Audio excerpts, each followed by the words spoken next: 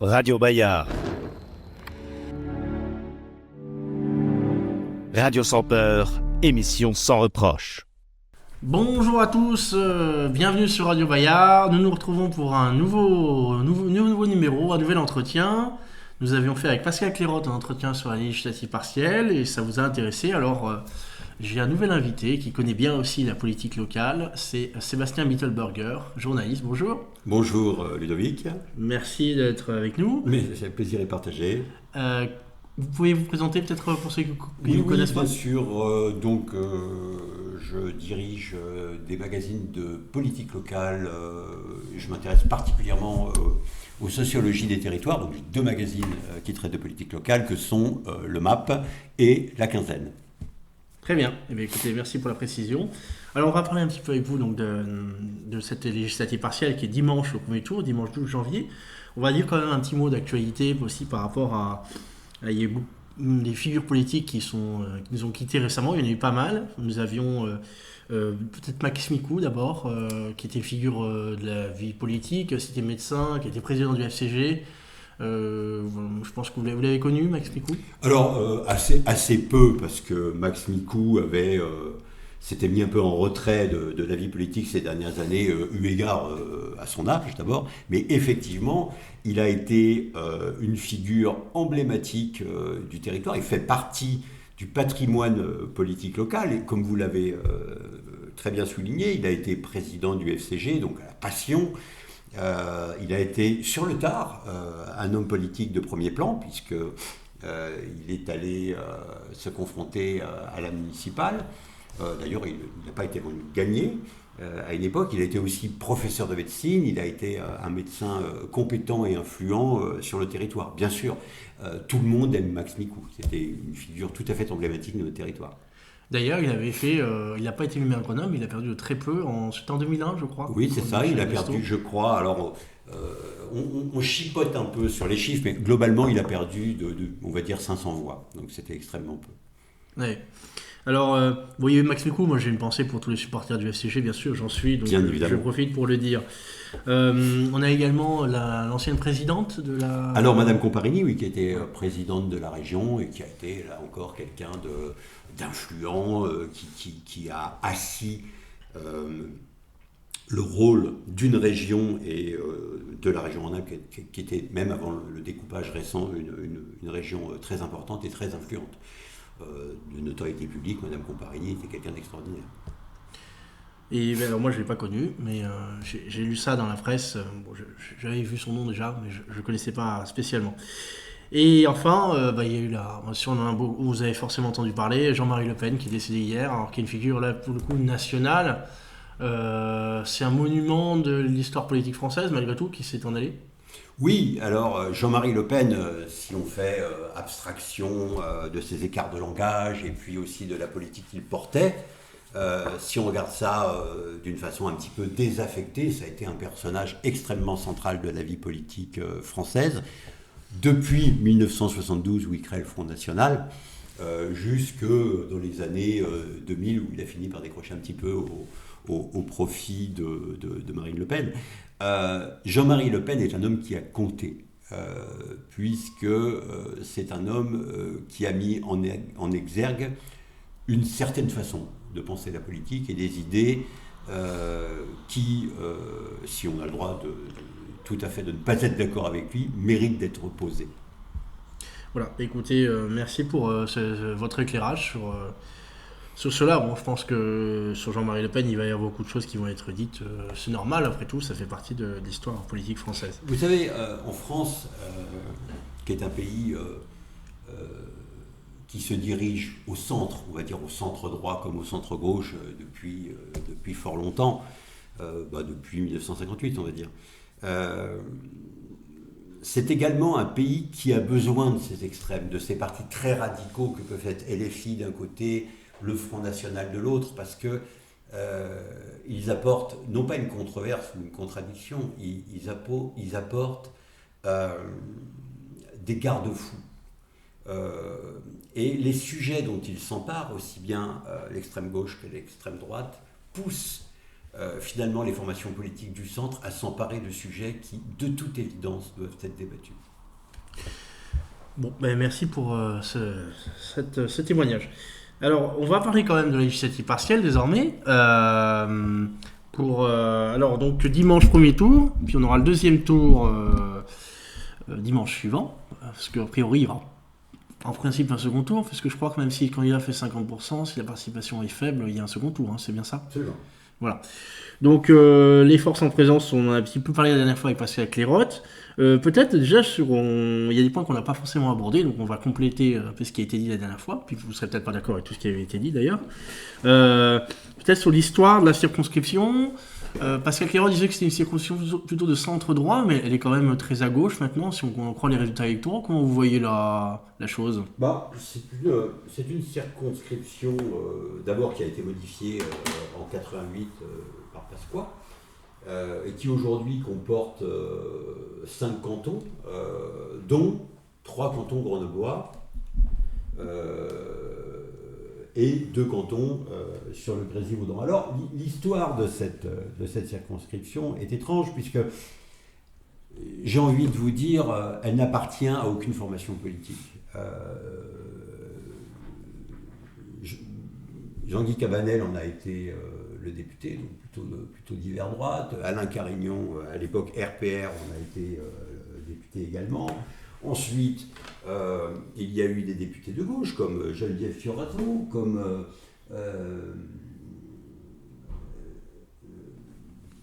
plus proche de nous, Olivier Véran, qui à l'époque était quand même PS. Et puis après, il y a eu les députés La République En Marche. Je pense à Camille Gaillarnier, que d'ailleurs on va retrouver en lice pour cette élection. Alors, Camille Gaillarnier et Olivier Véran, au départ, étaient suppléants, et c'est parce que Geneviève Fioraso a été nommée ministre de la Recherche et de l'Enseignement supérieur qu'Olivier Véran a eu le privilège de devenir député. Et il en a été de même pour Mme Gaillarnier quand Olivier Véran est devenu ministre de la Santé. Ce n'est pas une circo qui est détenue par une formation politique. Elle a été à gauche, elle a été au centre, elle a été à droite, et ce qui ouvre d'ailleurs pour l'élection qui arrive un champ des possibles extraordinaire. Oui, c'est vrai qu'on a du mal à faire un pronostic. Je vois que on en parlait avec Pascal Clairotte la dernière fois. On a du mal à affirmer qui sera au second tour. Bon, ça le rend intéressant.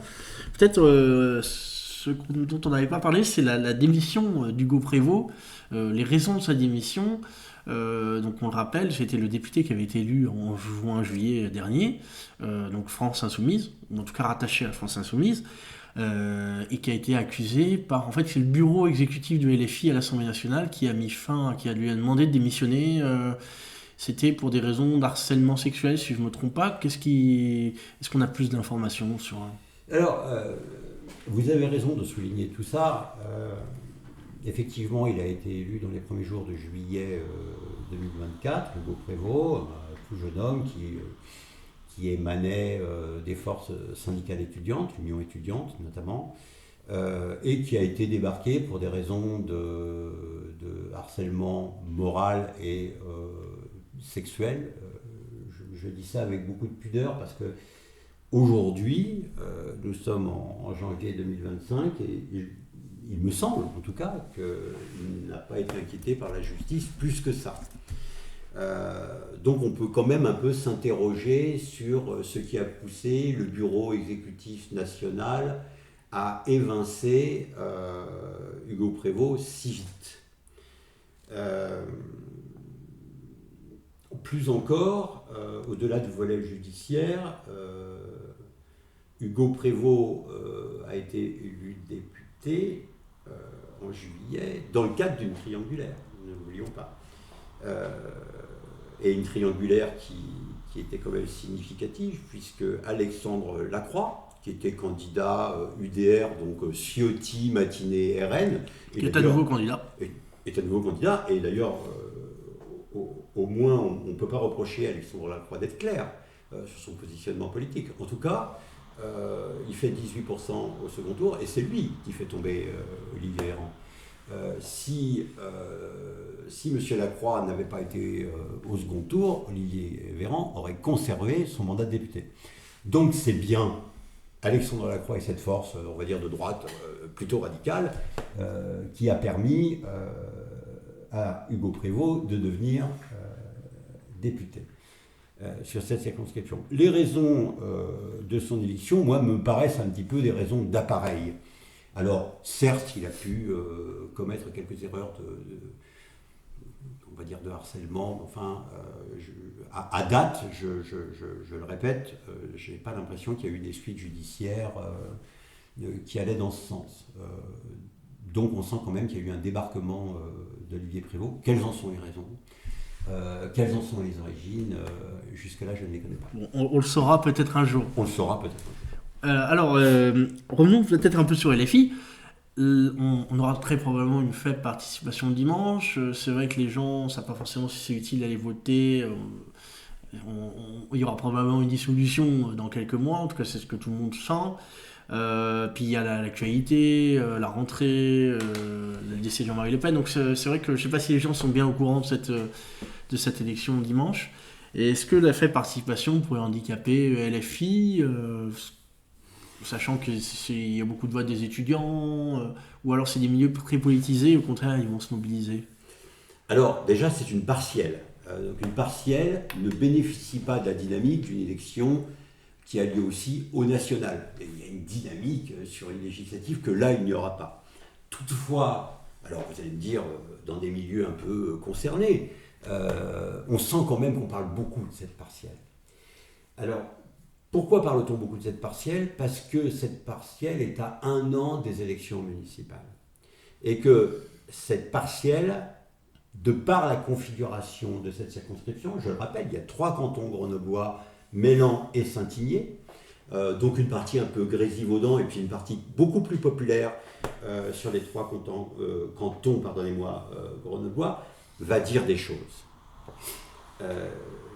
Pour répondre à votre question sur la participation, qu'elle soit faible ou qu'elle soit élevée, est-ce qu'elle modifie un pourcentage ? Je n'en suis pas certain.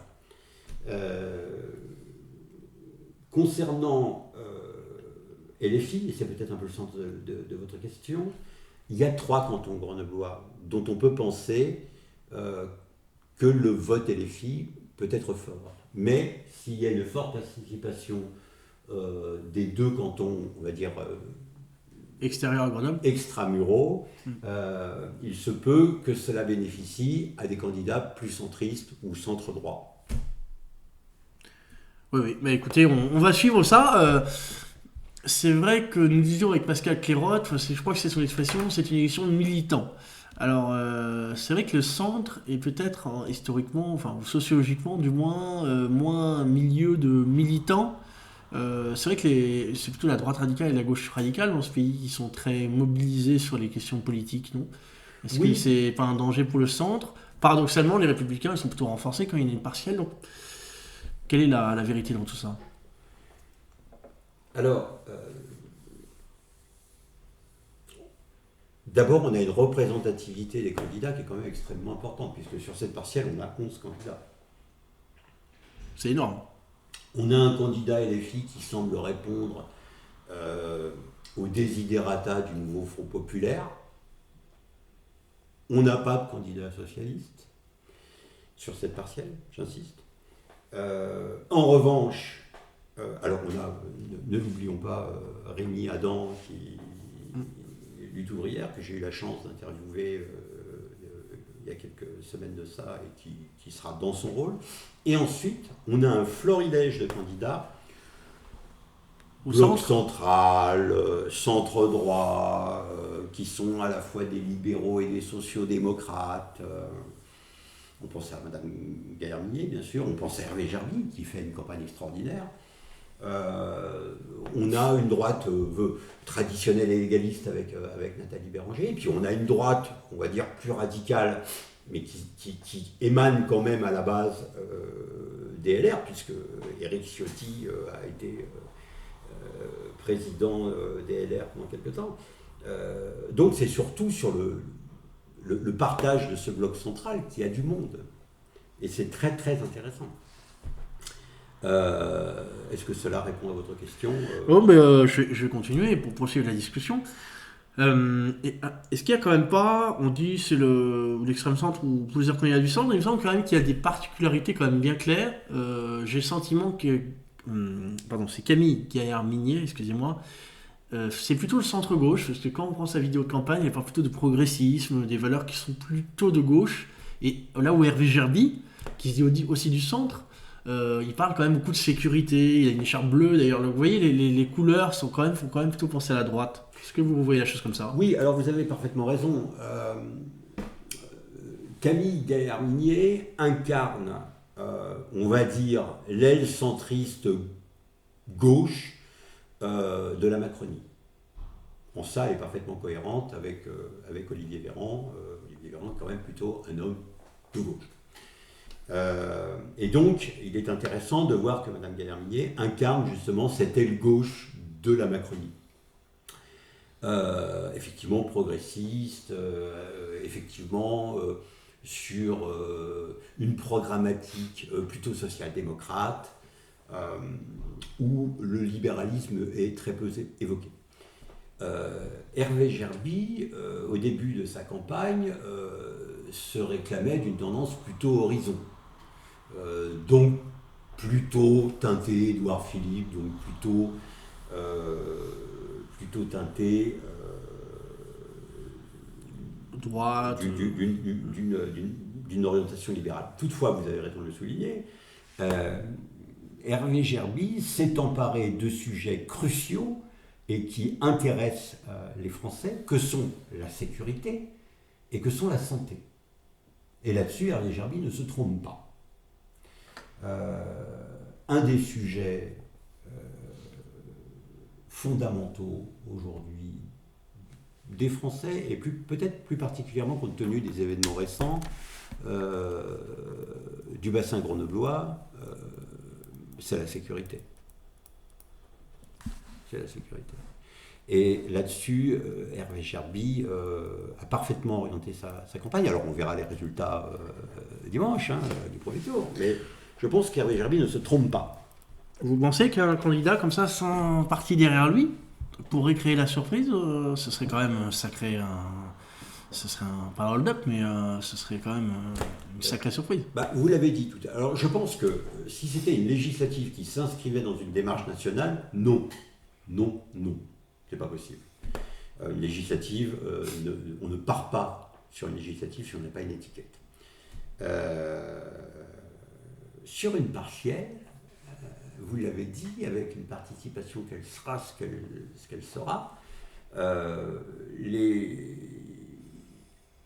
les candidats ad nominem ont plus de chances de faire émerger un vote. Oui, je crois que bien malin celui qui est capable de pronostiquer le premier tour. Même si vous me poserez certainement la question à la fin de cet entretien, moi j'ai quand même deux, trois idées qui me permettent d'imaginer le second tour, mais peut-être que je me trompe. Je pense que Hervé Gerby, puisque c'est lui que vous me parlez, peut faire un score. Alors il peut faire un score, mais en fait on disait que chacun avait sa spécificité. Il y a quand même deux candidats qui sont sur un créneau assez proche. Vous me direz si vous êtes d'accord, Hervé Gerby et Nathalie Béranger. On le rappelle qu'il y a le candidat des Républicains. Est-ce qu'ils ne marchent pas sur la même sociologie électorale?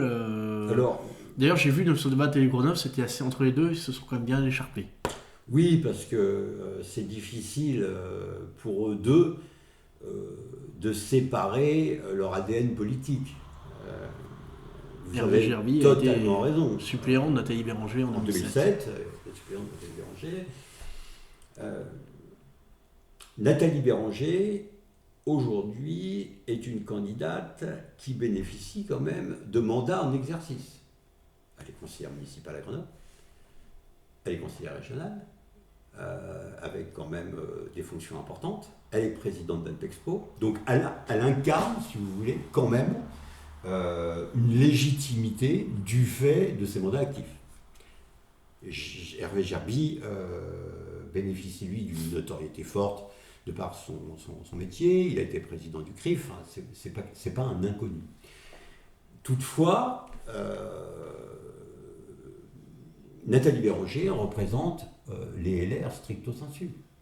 Elle est conseillère régionale, donc elle faisait partie de la team de Laurent Wauquiez.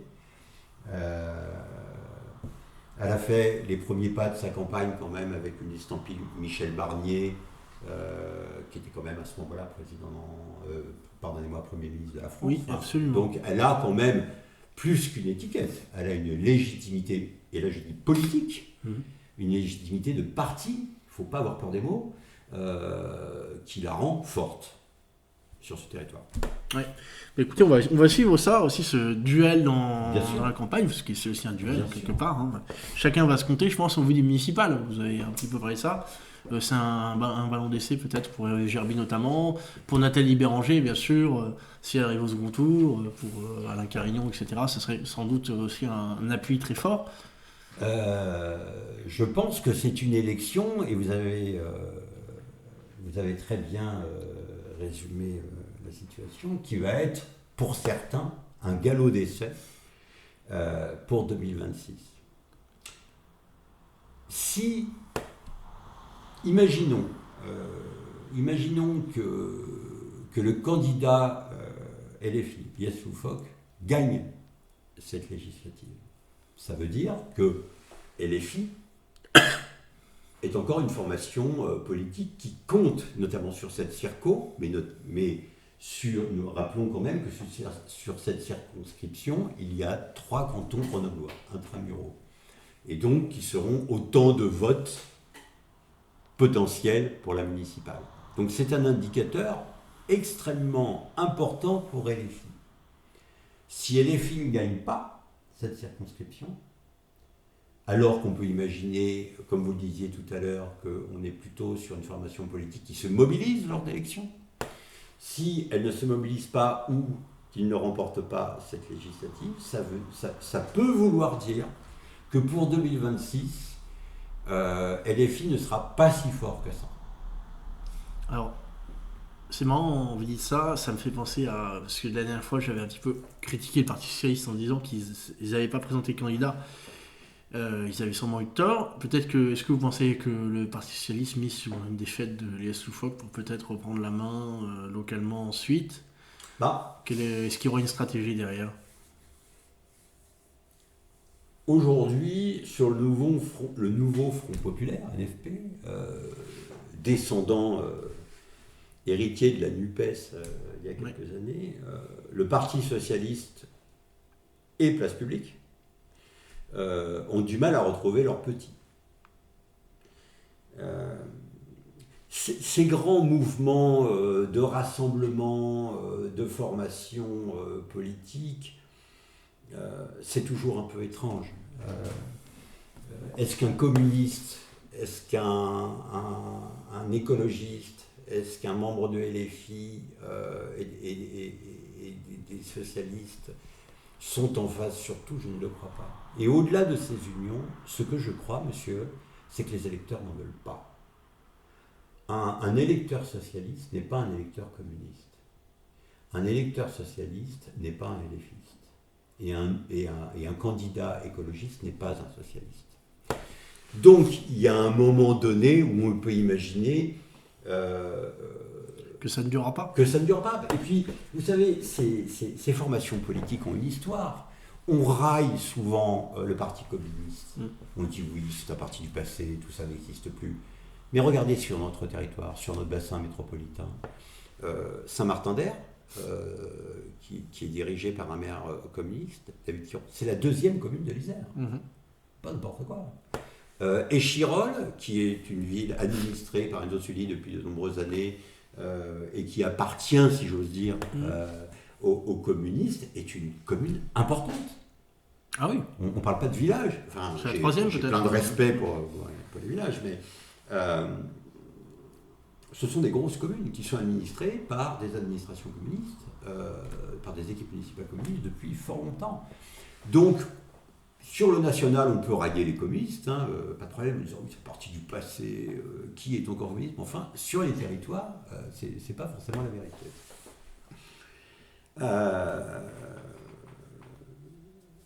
Les socialistes comptent.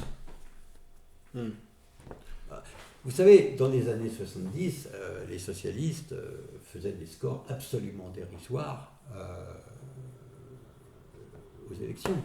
Et même si aux élections nationales, et même si on revient un petit peu plus en avant, reprenez les législatives de 93, alors que François Mitterrand a été réélu à 54% en 88, je bascule sur 93, où, alors qu'il est encore au pouvoir, aux responsabilités de la France, sur les législatives de 93, 57 députés socialistes. On peut imaginer à ce moment-là, sans être un grand observateur, que le socialisme c'est terminé, que c'est fini, tout ça est enveloppé, machin. 93 se passe, la cohabitation, 95 vous connaissez l'histoire, Chirac 2002, et puis finalement en 2012, François Hollande redevient président de la République. Les partis politiques ne sont jamais morts. Jamais.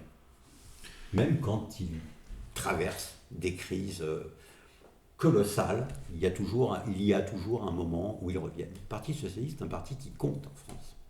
Alors même s'ils ont eu des déboires, même si c'est très compliqué, même si la NUPES et le nouveau Front populaire donnent l'impression qu'ils ont un petit peu tout rongé, moi je n'y crois pas. Je pense que le Parti socialiste reviendra fort. Et donc pour répondre à votre question, si même là, ils n'ont pas souhaité participer à cette partielle, je pense qu'en 2026, en tout cas j'imagine qu'il y aura un candidat socialiste. Alors pour le coup, socialiste et place publique, hein, parce que là il y a une vraie porosité, mais je pense qu'il y aura un candidat qui représentera cette frange politique sur la municipale de 2026. D'ailleurs, il y aura une interview de Raphaël Glucksmann, je crois, qui parle de Grenoble, il me semble, oui, qui vient de sortir. Vous avez raison. D'ailleurs, au mois d'avril dernier, il est venu faire un meeting à Grenoble, très juste.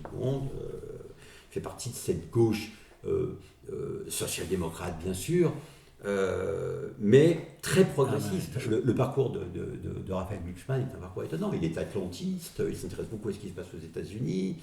En Géorgie. Il a travaillé effectivement et conseillé des chefs d'État géorgiens. Enfin, c'est quand même le fils d'André Glucksmann. Là, on revient, si vous voulez, sur un parti socialiste intellectuel, théoricien. Bien sûr. Et j'ai envie de vous dire, ça fait du bien.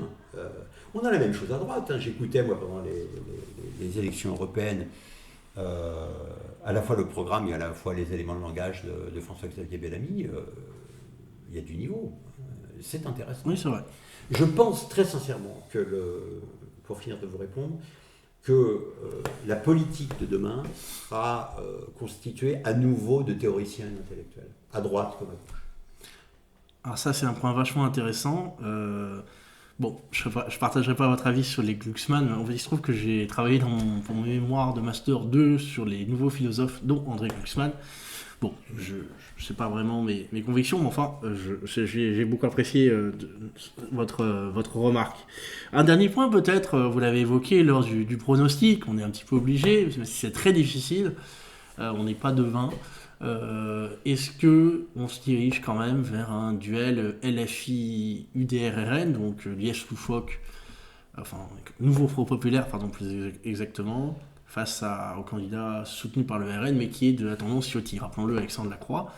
Est-ce que ce serait ça, selon vous, vers quoi on se dirige, un duel des extrêmes, entre guillemets? Des radicaux, retour à la source. Est-ce que c'est inéluctable? Est-ce que même on peut penser que ce serait un score historique pour un candidat soutenu par le Rassemblement national? Alors, à vous répondre. Je me souviens qu'en juillet 2024, au soir du second tour de la législative, nous étions nombreux en préfecture à nous demander si le Rassemblement national allait faire plus ou moins de 200 députés, compte tenu des scores qu'ils avaient faits aux élections européennes. Hein, on ne partait pas de zéro.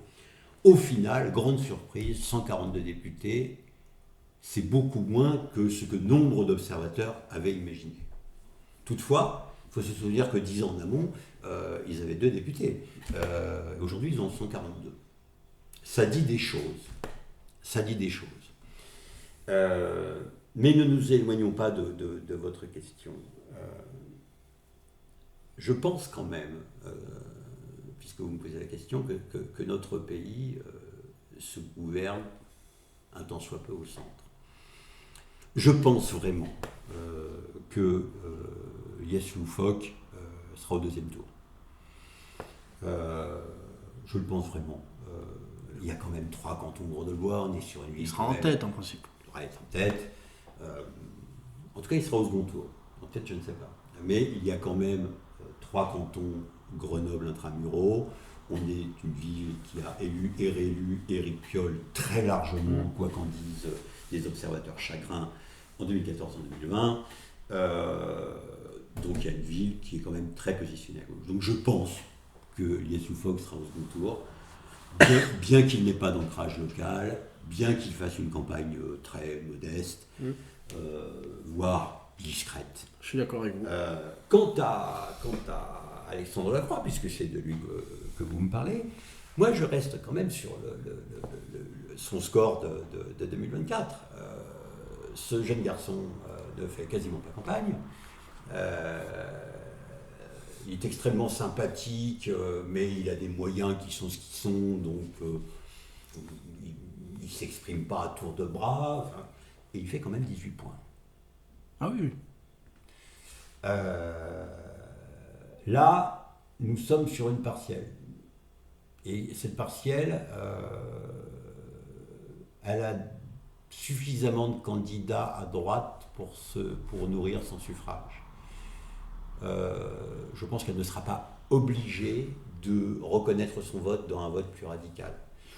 Moi, puis si vous me posez en creux la question, je pense que la finale devra se jouer entre Yes Loufoque et Camille Gaillard-Minier, qui représente, alors si vous me permettez 30 secondes là-dessus, allez-y. On a beaucoup raillé lors des élections européennes et des élections législatives, on a beaucoup raillé avant les scrutins le score possible du parti de la majorité présidentielle. On s'est gouré, on s'est trompé. Finalement, aux européennes, ils arrivent 3e.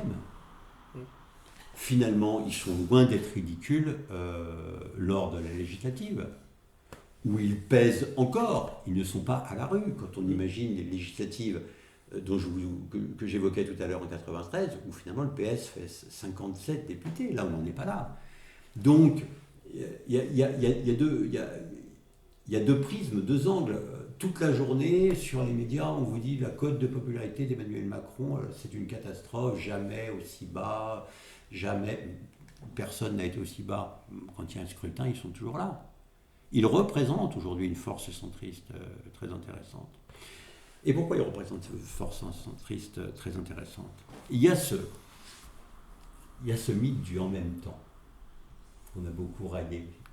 Qu'est-ce que c'est que cet en même temps ? La différence, à mon sens, en tout cas la définition que je fais de la droite et de la gauche, c'est que la droite pense que la responsabilité est individuelle, la gauche pense que la responsabilité est collective. Or, Emmanuel Macron a été confronté sur ses mandats, Gilets jaunes et surtout Covid-19, à des situations où de temps en temps, il fallait faire du libéralisme, voire de l'ultralibéralisme, et de temps en temps, il fallait faire de la social-démocratie. Et c'est ce qu'a fait Macron.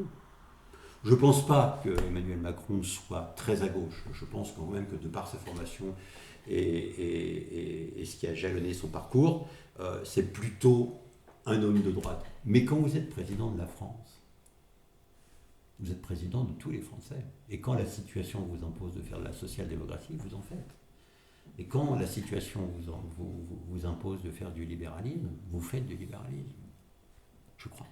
Et donc je crois, pour revenir sur votre question, je crois que Camille Gaillard-Minier représente ce parti de la majorité présidentielle, et d'autres, puisqu'elle représente aussi, il y a quand même plus de centre-droit que de centre-gauche dans son escarcelle, représente bien tout ça. Et je pense qu'elle sera au deuxième tour. Mais si je me trompe, je n'hésiterai pas à m'excuser auprès de vous sur votre antenne. Bon, mais vous n'aurez pas à vous excuser parce que c'est pas si simple de faire un pronostic et c'est plutôt courageux de le faire. Moi, je vous avoue que je ne sais pas. Voilà, je vais être modeste. Je n'arrive pas à. J'ai pas de conviction. Je pense que le Liège Soufflot sera en tête, mais à part ça, je ne saurais pas vous dire qui sera au second tour. C'est très difficile. Voilà, donc, je sais pas que je veux pas le faire, hein, mais c'est que pour le coup, je n'ai pas d'idée. Bon, en tout cas, c'était un plaisir de vous recevoir. Merci à vous. Burger. Je vous remercie. J'espère que ça vous a plu. Beaucoup. Et que nos auditeurs ont apprécié. Et puis, de notre côté, on se retrouve jeudi 16 janvier en conférence à Grenoble. Nous recevrons Rodolphe Carte. Donc, n'hésitez pas à vous joindre à nous. Merci, à bientôt. Merci à vous.